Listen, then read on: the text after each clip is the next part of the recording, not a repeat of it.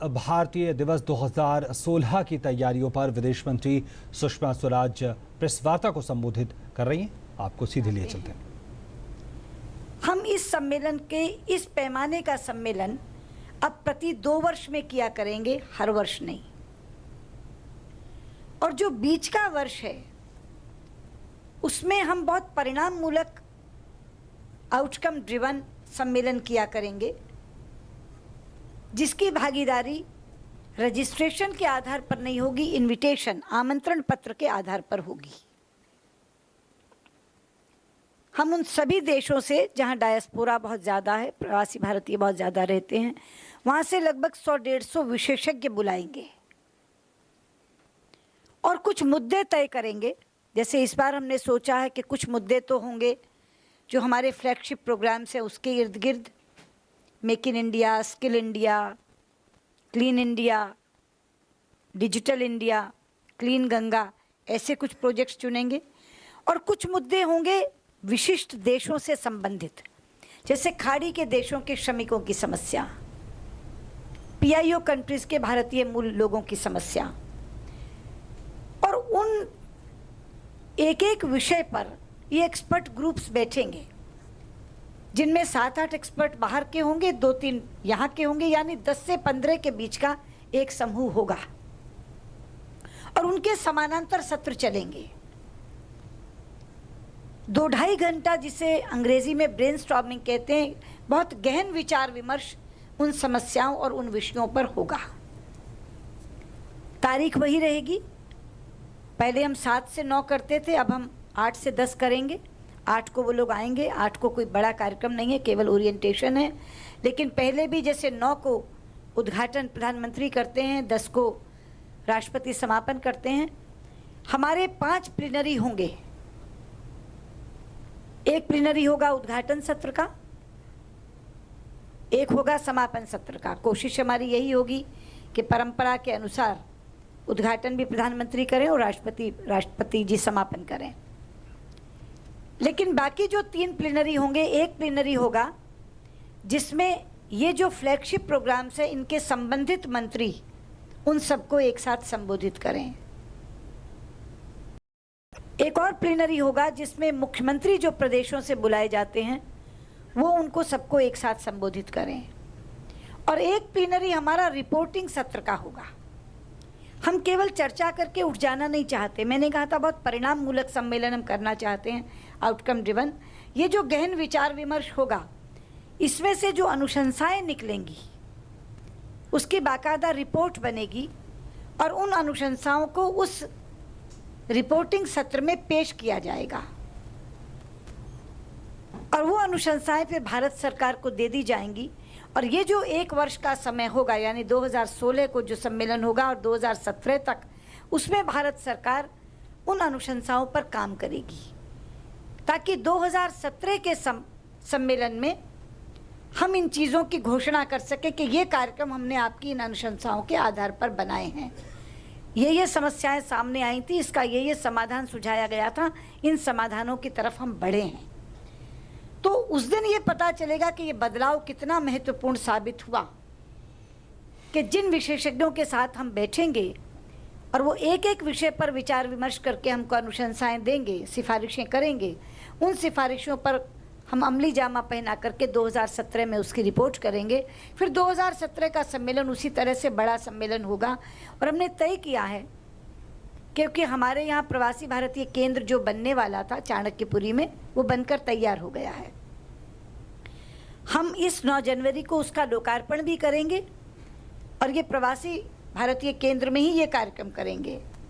पहला कार्यक्रम हमारा प्रवासी भारतीय दिवस का उस केंद्र में होगा। तो हमने तय किया है कि हर बार ये जो छोटे स्तर का सम्मेलन है, छोटे पैमाने का सम्मेलन है, वो दिल्ली में ही हुआ करेगा और इसी प्रवासी भारतीय केंद्र में हुआ करेगा।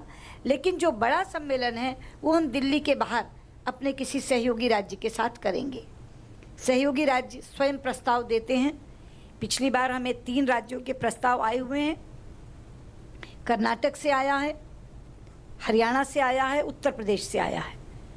वो तीनों राज्यों ने सहभागिता करने के लिए कहा है। उन तीनों में से हम कोई एक चुनेंगे जिसको 2017 में हम करेंगे। तो ये 2-3 महत्वपूर्ण बदलाव ये हैं कि इस बार के सम्मेलन का स्तर भागीदारी की दृष्टि से, संख्या की दृष्टि से छोटा होगा, कम होगा, लेकिन चर्चाओं की दृष्टि से बड़ा होगा, बहुत ज़्यादा महत्वपूर्ण होगा। और दूसरा, ये सम्मेलन हर बार प्रवासी भारतीय केंद्र दिल्ली में ही हुआ करेगा, तो इसका तो वेन्यू जिसे कहते हैं सभास्थल तय हो गया है। लेकिन जो सहयोगी राज्य में हुआ करेगा वो हर 2 वर्ष के बाद बदला जाएगा, जो राज्य बताएंगे उसको उसके साथ हम लोग दिया करेंगे। इसके अलावा एक और तत्व हमने इसमें जोड़ा है। आपको याद होगा कि पिछले 2 वर्षों से हम यूथ पीवीडी भी कर रहे हैं, इसलिए हम कार्यक्रम 7, 8, 9 को करते हैं। हम यूथ पीवीडी करते हैं वहाँ के युवा प्रवासी भारतीयों को बुलाकर, लेकिन पिछली बार 2015 के सम्मेलन में प्रधानमंत्री जी ने घोषणा की थी कि एक क्विज करिए, क्विज प्रतियोगिता, भारत को जानिए, और वो केवल यूथ के लिए करिए, और उसमें से जो लोग जीते उस प्रतियोगिता को उसको यहाँ पुरस्कृत करिए। उनके उस बात से सूत्र पकड़कर हमने उसको इस प्रवासी भारतीय केंद्र, ये जो हो रहा है इस बार का प्रवासी भारतीय सम्मेलन, उसमें जोड़ दिया है। भारत को जानिए, इस शीर्षक से एक प्रतियोगिता हम प्रारंभ कर रहे हैं। बाहर रहने वाले भारतीय युवाओं के लिए ये ऑनलाइन प्रतियोगिता होगी। 18 वर्ष से 35 वर्ष की आयु तक के युवजन युवतियां इसमें भाग ले सकेंगे। 2 राउंड ऑनलाइन प्रतियोगिताओं के होंगे। पहले राउंड में वो एक क्वालिफाइंग राउंड होगा केवल, उसके बाद जो सेकंड राउंड है वो प्रतियोगी राउंड होगा, और 2 अलग श्रेणियां रखी हैं, एक एनआरआईज यानी प्रवासी भारतीय के बच्चों की, और एक PIO, people of Indian origin, उनके बच्चों की। क्योंकि जो पीपल ऑफ इंडियन ओरिजिन है उनकी ये 5वीं 6ठी पीढ़ी है, उनके बुजुर्ग आज से 100-150 साल पहले भारत से निकले हैं, इसलिए उन्हें जो भी ज्ञान प्राप्त हुआ है अपनी दादी नानी से ही प्राप्त हुआ है। लेकिन दूसरा राउंड होगा एनआरआईज का, जिनकी अभी 2री 3री पीढ़ी है या जो स्वयं अभी गए हैं। तो एनआरआईज में से 10 बच्चे छांटे जाएंगे और पीआईओज में से 10 बच्चे छांटे जाएंगे। ये प्रतियोगिता उन्हीं के बीच होगी, यानी पीआईओज के प्रतियोगी पीआईओ के प्रतियोगियों के बीच ही उनकी प्रतियोगिता करेंगे, और एनआरआईज के बच्चे केवल एनआरआईज वाले में प्रतियोगिता करेंगे। तो दोनों श्रेणियों से 10-10 बच्चे छांट करके भारत लाए जाएंगे, और जिसका नाम ही होगा win a trip to India. ये जो 10-10 बच्चे यहाँ आएंगे, तीसरा राउंड ऑन साइट होगा। ये जो पहले के राउंड्स हैं वो ऑनलाइन होंगे, लेकिन जो तीसरा राउंड है वो ऑन साइट होगा। उसमें से भी प्रथम, द्वितीय, तृतीय दोनों श्रेणियों के चुने जाएंगे, number 1, number 2, number 3, first, second, third NRIs में से, फर्स्ट, सेकंड, थर्ड पीआईओज में से, और उन 6 लोगों को पुरस्कृत किया जाएगा इस प्रवासी भारतीय सम्मेलन में। तो वो जो हमारा प्लीनरी होगा समापन सत्र का, उसमें इनका फेलिसिटेशन होगा, उसमें इनको सम्मानित किया जाएगा। तो एक नया तत्व डला है। पहले था कि आइए रजिस्ट्रेशन कराइए और युवा प्रवासी दिवस में शामिल हो जाइए, लेकिन अब ये जो भारत को जानिए प्रतियोगिता है, उसके लिए बच्चों में ये उत्सुकता जागेगी कि हम भारत को जानें ताकि ये इनाम हम ले सकें।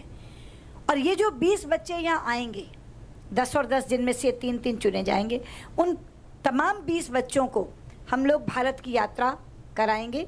कार्यक्रम नो इंडिया प्रोग्राम जैसे चलता है उस तरीके से एक अलग प्रोग्राम इनके लिए बनेगा, और भारत के प्रदेशों को ये जाने, यहाँ के खान पान को जाने, यहाँ की विविधताओं को जाने, उसके लिए इनके लिए एक यात्रा का प्रबंध हम करेंगे। जो बच्चे बाकी रह जाएंगे साथ साथ, उनको भी हम सर्टिफिकेट्स और मोमेंटोस देंगे, लेकिन ये जो 3-3 बच्चे चुने जाएंगे इनको हम मेडल्स देंगे, गोल्ड, सिल्वर और ब्रोंज दोनों श्रेणियों के। तो ये 6 बच्चे पुरस्कृत होंगे प्लीनरी में। पूरे 20 बच्चे जो यहाँ ऑन साइट कॉम्पिटिशन के लिए चुने जाएंगे उनको भारत की यात्रा कराई जाएगी। तो ये जो प्रवासी भारतीय कार्य मंत्रालय का एक ये मैंडेट भी है कि हम प्रवासी भारतीयों की केवल सुरक्षा ही नहीं करें, बल्कि प्रवासी भारतीयों की रुचि का परिष्कार करें और उनको भारत के बारे में ज़्यादा से ज़्यादा जानकारी दें।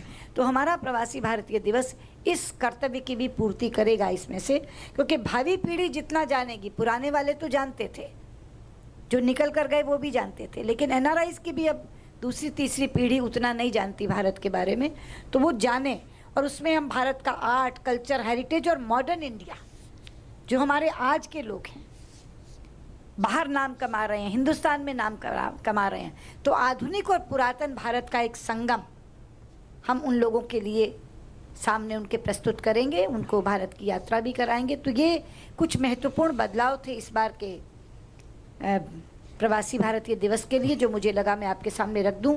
ये हमारी जो प्रतियोगिता है ये 12 नवंबर से शुरू हो जाएगी। उससे पहले हम एक वेबसाइट लॉन्च करेंगे, जिसके लिए दोबारा आपको कष्ट देंगे और बताएंगे कि कैसे इस पर रजिस्ट्रेशन होना है, क्या क्या इश्यूज़ हैं हमारे, जिनके बारे में हम जानकारी आपको देना चाहेंगे। ये प्रतियोगिता 12 नवंबर से शुरू हो जाएगा, इसका फर्स्ट राउंड, उसके बाद इसका दूसरा राउंड होगा, और जैसे मैंने कहा कि थर्ड राउंड तो ऑन साइट यहीं होगा, और उसके बाद वो 3-3 बच्चे दोनों के उसमें से चुने जाएंगे। तो 3 महत्वपूर्ण बदलाव हैं। पहला कि प्रवासी भारतीय दिवस जो अभी तक प्रतिवर्ष मनाया जा रहा था, वो उस पैमाने पर हर 2 वर्ष बाद मनाया जाएगा। 1 वर्ष छोटे स्तर का लेकिन बहुत ही महत्वपूर्ण सत्र रखते हुए प्रवासी भारतीय दिवस 1 वर्ष वो मनाया जाएगा। और ये भारत को जानिए प्रतियोगिता, इसमें हम लोगों ने जोड़ी है। हमें लगता है कि ये बदलाव केवल सुखकर ही नहीं होंगे, बल्कि बहुत ज़्यादा दिशा को आगे ले जाने वाले साबित होंगे और सन 2017 के सम्मेलन को कहीं ज़्यादा प्रभावी बनाने में कामयाब होंगे। बहुत बहुत धन्यवाद। हाँ, मैं एक और आपको जानकारी दे दूं, उसकी प्रेस रिलीज तो आपको मिल गई थी, लेकिन बेहतर है कि मैं वो भी बता दूं कि हमारे यहाँ एक रीजनल पीबीडी भी होता है। वो रीजनल पीबीडी हम हमेशा हिंदुस्तान के बाहर करते हैं और उन देशों में करते हैं जहाँ भारतीयों की संख्या ज़्यादा है। इस बार हमने इसके लिए लॉस एंजलिस को चुना है, और ये वो देश है अमेरिका जहाँ अगर एक देश गिना जाए जिसमें सबसे ज़्यादा भारतीय हैं तो वो अमेरिका आता है। एक अकेले देश में सबसे ज़्यादा भारतीयों की संख्या अमेरिका में है। तो इस बार का रीजनल पीबीडी हम लोग लॉस एंजलिस में करेंगे। 14-15 नवंबर की तारीखें रखी गई हैं। यहाँ से हम लोगों ने पहले एक प्रेस रिलीज़ दी थी, इसके बारे में लिखित में दी थी, क्योंकि मैं न्यूयॉर्क में थी और न्यूयॉर्क में सेक्रेटरी कैरी के साथ मैंने इसकी घोषणा की थी अपनी जॉइंट स्टेटमेंट में। उसमें सेक्रेटरी कैरी भी डिनर देने की बात कर रहे हैं और बहुत खुश थे कि वो उसमें मेरे साथ शामिल होंगे। तो लॉस एंजलिस में ये 14-15 नवंबर को हमारा रीजनल पीबीडी होगा। इस बार से हम ये भी तय कर रहे हैं कि हम मिनी आरपीबीडीज भी करें वर्ष में 2 जगह। तो अगर कुल मिलाकर के आप ये देखेंगे तो एक प्रवासी भारतीय दिवस छोटे पैमाने या बड़े पैमाने का देश में हुआ करेगा हर वर्ष एक आरपीबीडी जो पहले से चला आ रहा है उस परंपरा को जारी रखते हुए किसी भी दूसरे देश में हम करेंगे, और 2 मिनी आरपीबीडीज वो भी दूसरे देशों में होंगे, लेकिन जहाँ संख्या मुकाबलतन कम है, अपेक्षाकृत कम है, ऐसे देश हम उनके लिए चुन लिया करेंगे। क्योंकि बड़ा पीबीडी तो हम उन राज्यों में करते हैं, उन प्रदेशों में करते हैं और उन देशों में करते हैं जहाँ बहुत बड़ी संख्या वाले देश हैं, लेकिन जो छोटी संख्या वाले देश भी है वो स्वयं को उपेक्षित महसूस ना करें, इसलिए 2 मिनी आरपीबीडीज। तो 4 प्रवासी भारतीय दिवस अलग अलग, 3 दूसरे देशों में और 1 भारत में, और भारत में भी 1 साल दिल्ली में, 1 साल दूसरे प्रदेश में। इस तरह इन प्रवासी भारतीय दिवसों को मनाने की योजना हम लोगों ने बनाई है। मैंने आपके सामने विषय रखा है, कोई आपका प्रश्न हो तो केवल इसी विषय से संबंधित। आज मैं ईएएम के तौर पे नहीं आई हूँ, आज मैं मोइया के मिनिस्टर के तौर पे आई हूँ। केवल इसी विषय से संबंधित अगर आप कोई बात पूछना चाहें तो मैं हाजिर हूँ। तो आप देख रहे थे